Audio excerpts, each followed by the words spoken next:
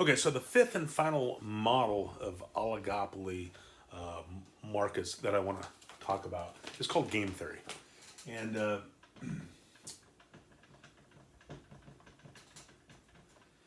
game theory, which was developed, I mean, the guy that gets credit for this is a fellow by the name of John Nash. And if you've never seen the movie Beautiful Mind with Russell Crowe, it's worth seeing. So that's your homework assignment this weekend. Go ahead, Netflix or Amazon, and watch Beautiful Mind, because it is a fascinating story. It's a great movie, and it explains a little bit about John Nash. John Nash was not an economist per se. He was a mathematician. And, again, I don't want to make this into a 2 hour long video, so I'll keep it short.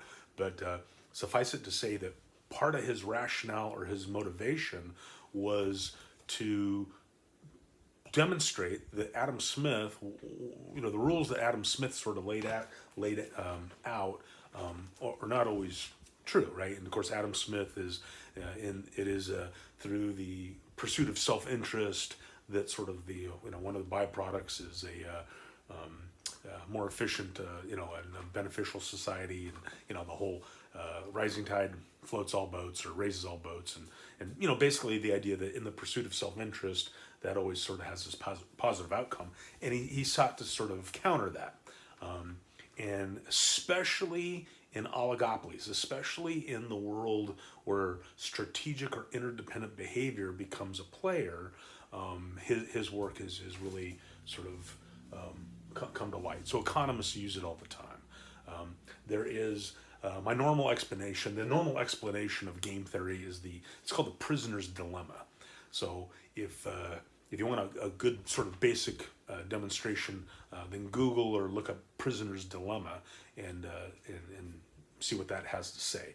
I'm going to go through a more economic sort of slanted version of the prisoner's dilemma.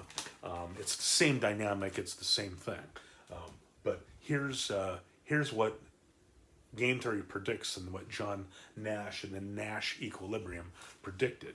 So you look in a situation where there's an oligopoly or strategic or independent behavior.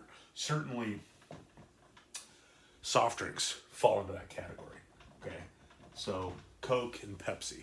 And again, this is just for demonstrative or illustrative purposes.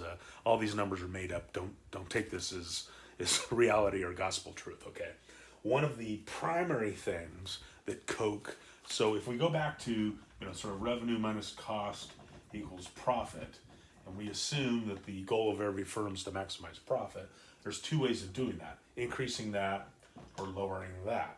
Okay, and one way of lowering that is advertising, right? The top firms in America spend billions, not millions, not billions of dollars in advertising every year. And Coke and Pepsi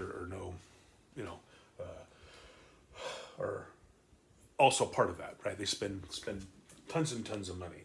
So, in an effort to, if they just step back and they said, hey, look, let's just forget about what everybody else is doing for our own purposes. What would make sense? What would help us maximize our revenue? Then we could look at a situation where should they advertise? So yes, they should advertise, or no, they won't advertise.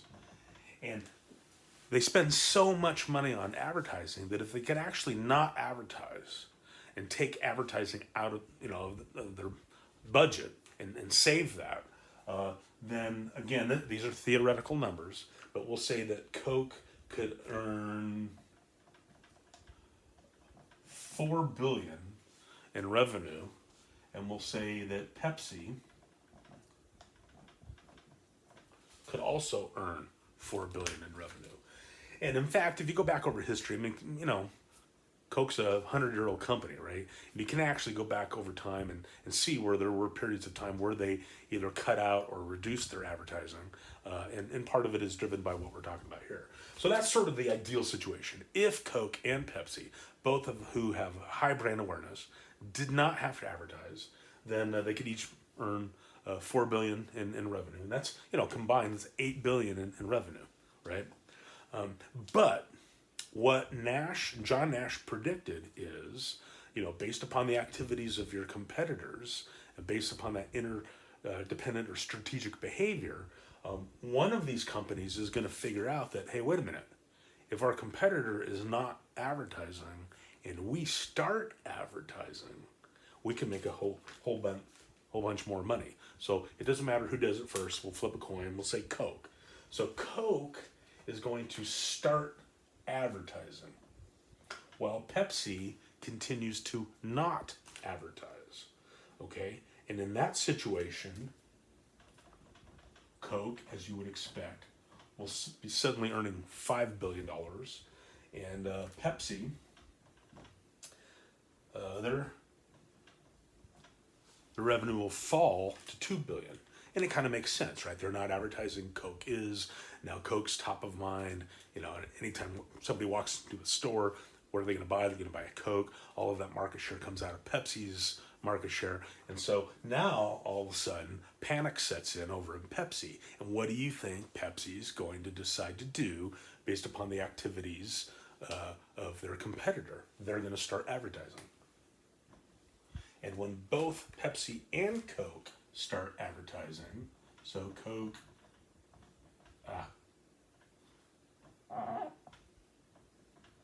$3 billion, Pepsi, $3 billion, and there you go. And this is the Nash equilibrium, right? Because, I could fill in this other one. If Pepsi had started advertising, then it would have been Pepsi at 5 and Coke at 2, right? But this is what the Nash equilibrium predicts. It predicts that there may be an outcome or a condition that is optimal for the participants, but in the pursuit of self-interest, the participants in a strategic or interdependently linked framework will always sort of end up at a condition that is less than optimal. Okay, and one of the ways, if that doesn't quite make sense, think about it this way: add those together, right? Add the total of what's available. So the total available here is 4 plus 4 is 8, 5 and 2 is 7, 5 and 2 is 7, 6. What we're saying is obviously 8 billion is the best scenario for both Coke and Pepsi, where they're earning the most. But the Nash equilibrium predicts that they will always settle in the less than optimal condition, which is 6, based upon choosing self-interest and based upon the activities of the competitor. Okay, and then this, on the previous video when I was talking about cartels and I said they always cheat, this explains why, right? Because, when the cartels limit production and they're operating here, and that's what's best, they can do that for over the short run, right? But over the long run, what always happens is they look at, oh, wait a minute, if we boost production, we can earn a little bit more. And when they do, their competitors start doing the same thing, and then they wind up in a condition that is less than optimal, right? And that is the fifth and final model that we use to understand oligopoly market.